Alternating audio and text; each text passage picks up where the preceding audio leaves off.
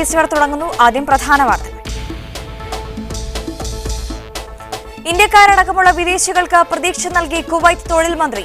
വികസന പദ്ധതികൾക്ക് കൂടുതൽ വിദഗ്ധരായ വിദേശി തൊഴിലാളികളെ റിക്രൂട്ട് ചെയ്യേണ്ടി വരുമെന്ന മന്ത്രി. കുവൈത്തിൽ റെയിൽവേ നിർമ്മാണവുമായി ബന്ധപ്പെട്ട് 10,000-കണക്കിന് തൊഴിലവസരങ്ങൾ ഉണ്ടാകുമെന്ന വിലയിരുത്തൽ. സൗദിയിൽ നിന്ന് വിദേശ ജോലിക്കാർ നാട്ടിലേക്ക് അയക്കുന്ന സംഖ്യയിൽ വൻ ഇടിവ് സംഭവിച്ചതായി റിപ്പോർട്ട്. 2016 ജൂലൈ വരെ രേഖപ്പെടുത്തിയത് 41 മാസത്തിനിടെയുള്ള ഏറ്റവും കുറഞ്ഞ വിദേശ ട്രാൻസ്ഫർ. ജൂൺ മാസത്തെ അപേക്ഷിച്ച് 35% കുറവെന്നും റിപ്പോർട്ട്. ഇന്ത്യയിലെ ഒഡീഷയിൽ ആംബുലൻസ് സേവനം നൽകാനൊരുങ്ങി ദുബായ് KMCC. പദ്ധതി നടപ്പാക്കുന്നത് നാട്ടിലേക്ക് മടങ്ങുന്ന ഇന്ത്യൻ അംബാസഡർ TP സീതാറാം മുഖേന. തീരുമാനം ആംബുലൻസ് ഇല്ലാത്തതിനാൽ മൃതദേഹവും വഹിച്ച് കിലോമീറ്ററുകളോളം നടക്കേണ്ടി വരുന്ന ഒഡീഷയിലെ ഗ്രാമീണരെ കുറിച്ച വാർത്തകളുടെ പശ്ചാത്തലത്തിൽ പ്രധാനമന്ത്രിയുടെ ജില്ലയിൽ ദളിതന് കക്കൂസ് കുഴിക്കാൻ അനുമതി കിട്ടിയത് 20 വർഷത്തെ നിയമ പോരാട്ടത്തിനൊടുവിൽ. അനുമതി നിഷേധിച്ചത് മേൽജാതിക്കാർ സഞ്ചരിക്കുന്ന വഴി എന്ന കാരണം പറഞ്ഞു. ജില്ലാ പോലീസ് സൂപ്രണ്ടും അധികാരികളും ചേർന്ന് ഒത്തുതീർപ്പ് ചർച്ച നടത്തിയതിനു ശേഷം മാത്രമാണ് വികസനത്തിന്റെ വലിയ പ്രതീകമായി കൊട്ടിഘോഷിക്കപ്പെടുന്ന ഗുജറാത്തിൽ ഒരു പാവപ്പെട്ട ദളിതന് ശൗചാലയം നിർമ്മിക്കാൻ കഴിഞ്ഞത്. ഭിഖുഭായ് സേൻമയുടെ നിയമ പോരാട്ടത്തിന്റെ നേർചിത്രവുമായി മീഡിയ വണിന്റെ ഗുജറാത്ത് അന്വേഷണം ഇന്നു മുതൽ. മെട്രോ റെയിൽ ഉൾപ്പെടെയുള്ള വികസന പദ്ധതികൾക്ക് കൂടുതൽ വിദേശ തൊഴിലാളികളെ ആവശ്യമായി വരുമെന്ന് കുവൈത്ത് തൊഴിൽ മന്ത്രി. ഔദ്യോഗിക സന്ദർശനത്തിനെത്തിയ മലാവി തൊഴിൽ മന്ത്രി ഹിൻസി മൂസയുമായി നടത്തിയ കൂടിക്കാഴ്ചയിലാണ് മന്ത്രി ഇക്കാര്യം സൂചിപ്പിച്ചത്. ഇന്ത്യക്കാരുൾപ്പെടെയുള്ള വിദേശികൾക്ക് പ്രതീക്ഷ നൽകുന്ന പ്രസ്താവനയാണ് കുവൈത്ത് തൊഴിൽ സാമൂഹ്യക്ഷേമ മന്ത്രി ഹിന്ദൽ സബീഹ് നടത്തിയിരിക്കുന്നത്. രാജ്യത്ത് നടപ്പാക്കാൻ ഉദ്ദേശിക്കുന്ന വൻകിട വികസന പദ്ധതികൾക്കായി വിദഗ്ധരായ നിരവധി വിദേശ തൊഴിലാളികളെ റിക്രൂട്ട് ചെയ്യേണ്ടി വരുമെന്നാണ് മന്ത്രി സൂചിപ്പിച്ചത്. കുവൈത്ത് മെട്രോ, GCC റെയിൽവേ തുടങ്ങിയ വികസന പദ്ധതികൾ സ്വകാര്യ പങ്കാളിത്തത്തോടെ നടപ്പാക്കാനാണ് സർക്കാർ ആലോചിക്കുന്നത്. റെയിൽവേ നിർമ്മാണവുമായി ബന്ധപ്പെട്ട് മാത്രം 10,000-കണക്കിന് പുതിയ തൊഴിലവസരങ്ങൾ ഉണ്ടാകുമെന്നാണ് കരുതപ്പെടുന്നത്. 6 ഗൾഫ് രാജ്യങ്ങളെയും ബന്ധിപ്പിക്കുന്ന GCC റെയിൽവേ പദ്ധതിയുടെ നിർമ്മാണ പ്രവർത്തനങ്ങൾ 2018 തുടങ്ങുമെന്നാണ് റിപ്പോർട്ട്. പൊതുമേഖലാ സ്ഥാപനങ്ങളും സർക്കാർ ഡിപ്പാർട്ട്മെന്റുകളും സ്വദേശികൾക്ക് കൂടുതൽ പരിഗണന നൽകുന്ന സാഹചര്യത്തിൽ വികസന പദ്ധതികൾ സ്വകാര്യ കമ്പനികളെ ഏൽപ്പിക്കുന്നത് വിദേശികൾക്ക് ഗുണം ചെയ്യുമെന്നാണ് വിലയിരുത്തപ്പെടുന്നത്. രാജ്യത്തെ വിദേശ നയതന്ത്ര കാര്യാലയങ്ങൾക്ക് തങ്ങളുടെ പൗരന്മാരുടെ തൊഴിൽ പ്രശ്നങ്ങൾ മാൻപവർ അതോറിറ്റിയെ നേരിട്ട് അറിയിക്കാനുള്ള ഹോട്ട്ലൈൻ സംവിധാനം നടപ്പിലാക്കുമെന്നും കുവൈത്ത് തൊഴിൽ മന്ത്രി കൂട്ടിച്ചേർത്തു. Media one, Kuwait city.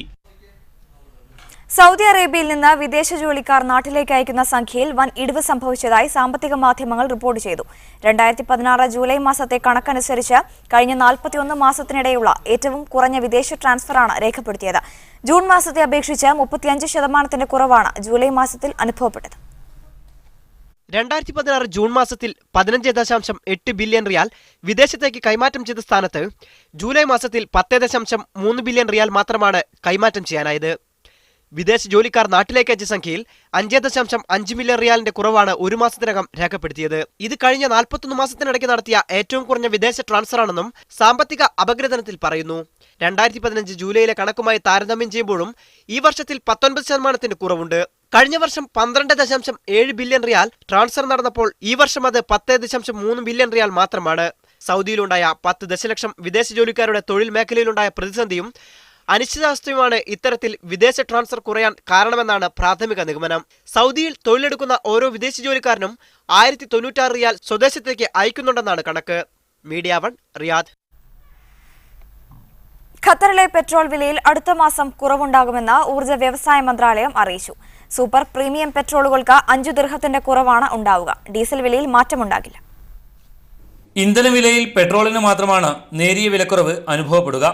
Premium ഇനത്തിലുള്ള പെട്രോളിന് 1.30 റിയാലും സൂപ്പറിന് 1.40 റിയാലുമായിരിക്കും സെപ്റ്റംബർ 1 മുതൽ ഈടാക്കുക. അതേസമയം 1.40 റിയാൽ എന്ന നിലവിലെ ഡീസൽ വില തുടരും. ഇതിൽ മാറ്റമുണ്ടാവില്ല. ജൂലൈ മാസത്തിലും ഡീസലിന് ഇതേ വിലയായിരുന്നു ഈടാക്കിയിരുന്നത്. രാജ്യാന്തര എണ്ണവിലയെ അടിസ്ഥാനമാക്കിയാണ് ഓരോ മാസവും രാജ്യത്തെ ഇന്ധനവില തീരുമാനിക്കുന്നത്. കഴിഞ്ഞ ഏപ്രിൽ മുതലാണ് ഇന്ധന സബ്സിഡി എടുത്തുകളഞ്ഞ് അന്താരാഷ്ട്ര വിപണിക്കൊത്ത് വില നിശ്ചയിക്കാൻ തുടങ്ങിയത്. ശരാശരി ഇന്ധനം നിറക്കുന്ന ഒരു ടൊയോട്ട ലാൻഡ് ക്രൂസർ വാഹന ഉടമയ്ക്ക് ഇന്ധനം നിറക്കുന്ന ഓരോ തവണയും 5 റിയാൽ ലാഭിക്കാനാകുമെന്നതാണ് പുതിയ നിരക്കളവ് സൂചിപ്പിക്കുന്നത്. Mujeeb Rahman, media one, Doha. ഇന്ത്യയിലെ ഒഡീഷയിൽ ആംബുലൻസ് സേവനത്തിന് ദുബായ് KMCC പദ്ധതി തയ്യാറാക്കുന്നു. ആംബുലൻസ് ഇല്ലാത്തതിനാൽ മൃതദേഹവും വഹിച്ച് കിലോമീറ്ററുകളോളം നടക്കേണ്ടി വരുന്ന ഒഡീഷയിലെ ഗ്രാമീണരെക്കുറിച്ചുള്ള വാർത്തകളുടെ പശ്ചാത്തലത്തിലാണ് നടപടി. UAE-യിലെ ദൗത്യകാലം പൂർത്തിയാക്കി മടങ്ങുന്ന ഇന്ത്യൻ അംബാസഡർ TP സീതാറാമിന് യാത്രയയപ്പ് നൽകുന്ന ചടങ്ങിലാണ് ഒഡീഷയിൽ ആംബുലൻസ് സേവനം എത്തിക്കാനുള്ള പദ്ധതി KMCC പ്രഖ്യാപിച്ചത്. കാലങ്ങളോളം സർക്കാർ ഏജൻസികൾ വഴി ഇത്തരം പാവപ്പെട്ടവർക്ക് ആംബുലൻസിന്റെ റെന്റ് കൊടുക്കുന്ന ഒരു പദ്ധതി. ഇതിൽ ഏതാണ് അഭികാമ്യമെന്ന് അങ്ങേക്ക് തീരുമാനിക്കാം. ഇത് അങ്ങയുടെ ആംബുലൻസ് നൽകുകയോ ആംബുലൻസ് സേവനത്തിന്റെ തുക നൽകുകയോ ചെയ്യുന്ന വിധമാകും പദ്ധതി നടപ്പാക്കുക. വിദേശകാര്യ സേവനത്തിൽ നിന്ന് വിരമിച്ച് നാട്ടിലേക്ക് മടങ്ങുന്ന TP സീതാറാം മുഖേനയായിരിക്കും ഇത് നടപ്പാക്കുകയെന്നും ഭാരവാഹികൾ പറഞ്ഞു.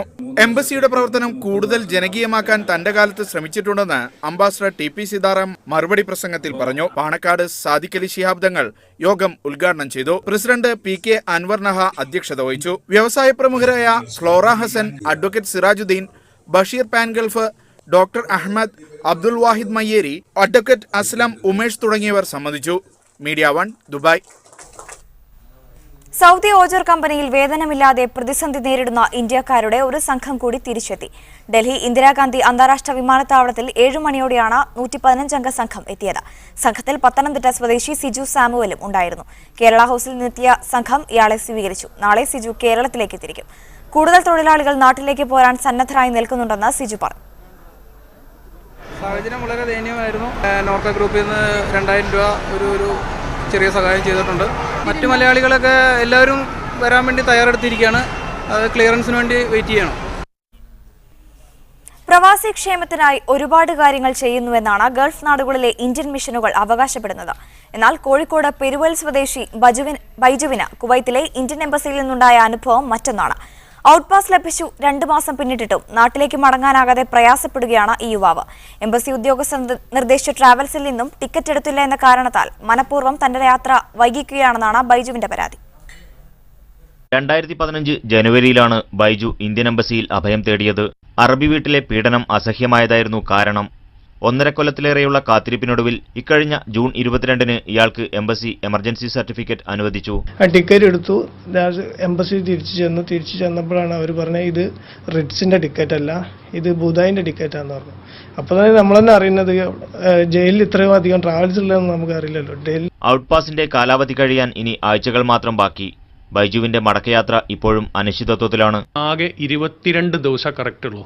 ഈ 22 ദിവസത്തിനുള്ള ഈ 3 മാസം മുമ്പ് തൊട്ട് ടിക്കറ്റ് എടുത്ത് കൊടുത്തിട്ടും ഇത്ര കാലം ചെയ്തിട്ട് അവർ ഈ റിറ്റ്സിന്ന് ടിക്കറ്റ് എടുക്കാത്തതിൻ്റെ ഒറ്റ കാരണം കൊണ്ടാണ് ഇപ്പോൾ ഈ ഫൈസലിനെ ഇവർ നാട്ടിൽ കയറ്റി വിടാത്തത്. ഞാൻ അത്രയും കഷ്ടത്തിലാണ് ഇവിടെ നിൽക്കുന്നത്. ഒരു റൂം പോലും ഇല്ലാണ്ട് ഇപ്പോൾ കൂട്ടുകാരുടെ സഹായത്തിലൊക്കെ നിൽക്കുന്നതെന്നൊക്കെ അത്രയും ഞാൻ അവരോട് പറഞ്ഞിട്ടുണ്ട്. അവർക്ക് എന്താ പറയുക, ഒരു ഇന്ത്യ ആണെന്നുള്ള ഒരു ഇതുകൂടി അവർ കാണിക്കുന്നില്ല. കേവലം ട്രാവൽ ഏജൻസി മാറിയെന്ന കാരണത്താൽ ഒരു ഇന്ത്യക്കാരന്റെ യാത്ര മുടങ്ങുമ്പോൾ അത് പരിഹരിക്കാൻ പോലും ഇന്ത്യൻ മിഷനുകൾക്ക് സാധിക്കുന്നില്ലെങ്കിൽ നാം ആരോടാണ് പരാതിപ്പെടുക? Muneer Ahmed, media 1 Kuwait city. ദുബായിൽ പൊതുഗതാഗത സംവിധാനങ്ങൾ വഴി യാത്ര ആസൂത്രണം ചെയ്യാൻ സഹായിക്കുന്ന വഷ്ഹദ ആപ്ലിക്കേഷൻ RTA പരിഷ്കരിക്കുന്നു. ഇന്റർനെറ്റ് കണക്ഷൻ ഇല്ലാതെയും പ്രവർത്തിക്കുന്ന വിധമാണ് ആപ്ലിക്കേഷൻ നവീകരിക്കുന്നത്. ഒക്ടോബർ 1-ന് പരിഷ്കരിച്ച ആപ്ലിക്കേഷൻ പുറത്തിറക്കുമെന്ന് RTA public transport agency transportation systems director Adil Shakiri അറിയിച്ചു. മെട്രോ, ബസ്, ട്രാം, ജലഗതാഗത സംവിധാനങ്ങൾ എന്നിവയുടെ തത്സമയ വിവരങ്ങൾ ലഭ്യമാക്കുന്ന ആപ്ലിക്കേഷനാണ് വജ്ഹത്തി. റൂട്ടുകൾ, സമയവിവര പട്ടിക, യാത്രാ ദൈർഘ്യം എന്നിവ സംബന്ധിച്ച് വിവരങ്ങൾ ഇതിലൂടെ ലഭ്യമാകും. ഓപ്പൺ ഡാറ്റ സിസ്റ്റത്തിന്റെ സഹായത്തോടെ application നവീകരിക്കാനാണ് RTA പദ്ധതിയിടുന്നത്.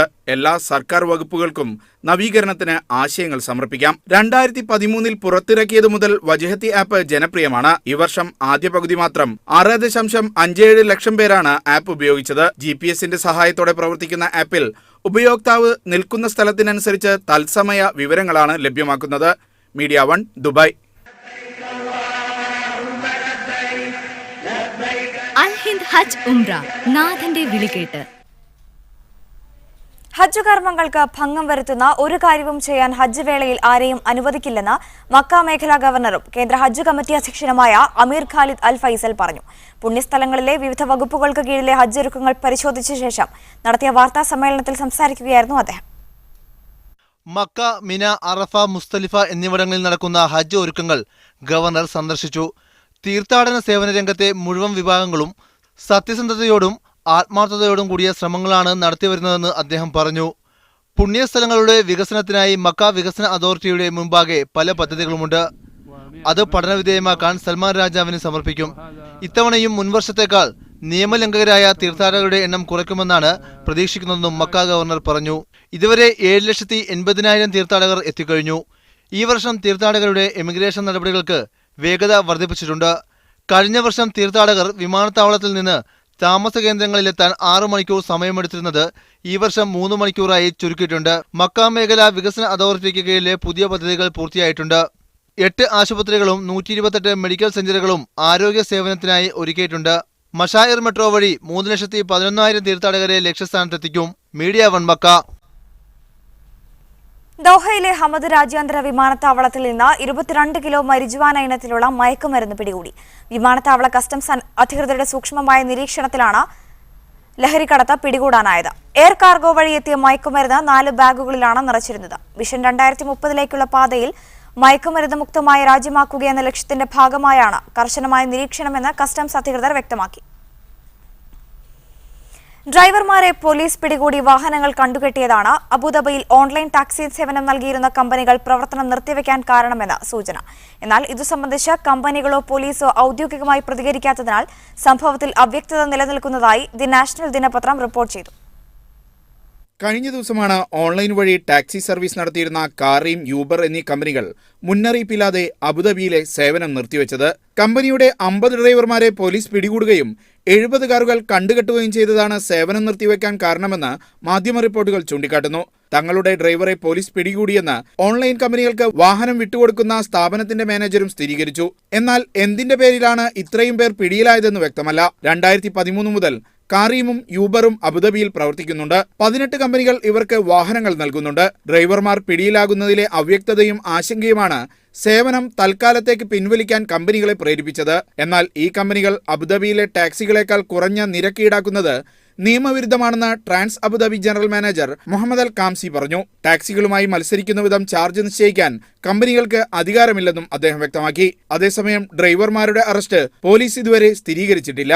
Media 1 Abu Dhabi. Retail വ്യാപാര ശൃംഖലയായ ഗ്രാൻഡ് ഹൈപ്പറിന്റെ ഖൈത്താൻ ഔട്ട്ലെറ്റ് സെപ്റ്റംബർ 1 പ്രവർത്തനം ആരംഭിക്കും. UAE ആസ്ഥാനമായുള്ള റീജൻസി ഗ്രൂപ്പിന്റെ GCCയിലെ 40ാമത്തെയും കുവൈത്തിലെ 8ാമത്തെയും ഹൈപ്പർ മാർക്കറ്റാണ് ഖൈത്താൻ ട്രോയോ മാളിൽ ഉദ്ഘാടനം ചെയ്യപ്പെടുന്നത്. Regency group managing director doctor Anwar Ameen വാർത്താസമ്മേളനത്തിൽ അറിയിച്ചതാണിത്. ഉപഭോക്താക്കൾക്ക് പർച്ചേസിംഗ് എളുപ്പമാക്കും വിധം അന്താരാഷ്ട്ര നിലവാരത്തിലാണ് ഖൈത്താൻ ഷോറൂം രൂപകൽപ്പന ചെയ്തിരിക്കുന്നതെന്ന് അദ്ദേഹം പറഞ്ഞു. 800ഓളം വാഹനങ്ങൾക്കുള്ള പാർക്കിംഗ് സൗകര്യമുണ്ട്. ഭക്ഷ്യോൽപ്പന്നങ്ങൾ, ഇലക്ട്രോണിക്സ്, ഗൃഹോപകരണങ്ങൾ, ഗാർമെന്റ്സ്, ഫുട്വെയർ തുടങ്ങിയവയുടെ വിപുലമായ ശേഖരമാണ് ഒരുക്കിയിട്ടുള്ളത്. ഉദ്ഘാടനത്തോടനുബന്ധിച്ച് എല്ലാ വിഭാഗങ്ങളിലും പ്രത്യേക ഓഫറുകൾ ഉണ്ടാകും. Sheikh Dawood Salman Al Sabah, Regency group executive director Abubacker Mohammed, regional director Ayyub Kacheri, Grand Hyper Kuwait chairman Jasim Mohammed Khamis Al Sharah, director doctor Abdul Fattah, CEO Mohammed Suneer, general manager Thahseer Ali എന്നിവരും വാർത്താസമ്മേളനത്തിൽ സംബന്ധിച്ചു. Media 1 Kuwait city. കുവൈത്തിൽ ഈ മാസം 31 രാത്രി 11:30 മുതൽ അരമണിക്കൂർ നേരം പെട്രോൾ പമ്പുകളുടെ പ്രവർത്തനം തടസ്സപ്പെടും. പെട്രോൾ ഡിസ്പെൻസറുകളിൽ നിരക്കുകൾ പരിഷ്കരിക്കുന്ന പ്രവൃത്തി മൂലമാണിതെന്ന് KNPC വാർത്താക്കുറിപ്പിൽ അറിയിച്ചു. സെപ്റ്റംബർ 1 മുതലാണ് രാജ്യത്ത് പെട്രോൾ വില വർദ്ധിക്കുക. പ്രീമിയം പെട്രോളിന് ലിറ്ററിന് 85 ഫിൽസും സൂപ്പർ പെട്രോളിന് 105 മിൽസും ലോ എമിഷൻ അൾട്രാ പെട്രോളിന് 165 ഫിൽസുമാണ് പുതിയ നിരക്ക്. മഹത്തായ പാരമ്പര്യവും സാംസ്കാരിക വൈവിധ്യങ്ങളും നിറഞ്ഞ ഇന്ത്യ രാജ്യം നിരവധി വെല്ലുവിളികൾ നേരിടുന്നതായി Madhyamam media 1 group editor O Abdurahman പറഞ്ഞു. ഭരണഘടന ഉറപ്പു നൽകുന്ന പൗരന്റെ മൗലികാവകാശങ്ങൾ ഉറപ്പുവരുത്തുന്നതിൽ ഭരണകൂടം തന്നെ തടസ്സം നിൽക്കുകയാണ്. സമകാലിക ഇന്ത്യ എന്ന തലക്കെട്ടിൽ യാസ് സലാലയിൽ സംഘടിപ്പിച്ച സംവാദ സദസ്സിൽ സംസാരിക്കുകയായിരുന്നു അദ്ദേഹം. കെ ഷൌക്കത്ത് അലി മോഡറേറ്ററായിരുന്നു. യാസ് പ്രസിഡന്റ് സാഗർ അലി സ്വാഗതവും KP ജാഫർ നന്ദിയും പറഞ്ഞു. ഇന്ത്യൻ സോഷ്യൽ ക്ലബ്ബ് സലാലയിൽ സ്വാതന്ത്ര്യദിനാഘോഷം സംഘടിപ്പിച്ചു. ഒമാനിലെ ഇന്ത്യൻ അംബാസിഡർ ഇന്ദ്രമണി പാണ്ഡെ മുഖ്യാതിഥിയായിരുന്നു. ഒമാനും ഇന്ത്യയുമായി നിലനിൽക്കുന്ന ബന്ധം ഊഷ്മളമാക്കുന്നതിലും ഇരു രാജ്യങ്ങളുടെ വികസനത്തിലും പ്രവാസി ഇന്ത്യക്കാർ മഹത്തായ പങ്കാണ് വഹിക്കുന്നതെന്ന് അംബാസഡർ ഇന്ദ്രമണി പാണ്ഡെ പറഞ്ഞു. ഇന്ത്യൻ സോഷ്യൽ ക്ലബ്ബ് സലാലയിൽ സംഘടിപ്പിച്ച 70ാം സ്വാതന്ത്ര്യദിനാഘോഷ പരിപാടികൾ ഉദ്ഘാടനം ചെയ്ത് സംസാരിക്കുകയായിരുന്നു അദ്ദേഹം. Our farmers, our scientists, teachers, businessmen, businesswomen and our leaders since our independence in building a progressive, democratic and secular India. ക്ലബിലെ സുൽത്താൻ കാബൂസ് ഇൻഡോർ ഹാളിൽ നടന്ന പരിപാടിയിൽ ഹരീന്ദർ സിംഗ് ലംബ, മുഹമ്മദ് സെയ്ദ് അൽ അമരി, മുഹമ്മദ് അലി അമരി എന്നിവർ അതിഥികളായിരുന്നു. ക്ലബിന്റെ ഉപഹാരം ചെയർമാൻ മൻപ്രീത് സിംഗ് അംബാസഡർക്ക് കൈമാറി. Indian school principal TR brown, വിവിധ ഭാഷാവിങ്ങളുടെ ഭാരവാഹികൾ, സാമൂഹ്യ സംഘടനാ പ്രതിനിധികൾ തുടങ്ങി നിരവധി പേർ സംബന്ധിച്ചു. ആഘോഷത്തിന് ക്ലബ് ഭാരവാഹികളായ ഹൃദയ എസ് മേനോൻ, സണ്ണി ജേക്കബ്, വിനയകുമാർ, മോഹൻദാസ് എന്നിവർ നേതൃത്വം നൽകി. വൈവിധ്യങ്ങളായ കലാപരിപാടികളും അരങ്ങേറി. Media one Salalah. കോടതി വിധി സംബന്ധിച്ച വാർത്തകളിൽ വിധി പ്രസ്താവിച്ച ജഡ്ജിയുടെ പേര് പരാമർശിക്കരുതെന്ന് കുവൈത്ത് വാർത്താവിതരണ മന്ത്രാലയം.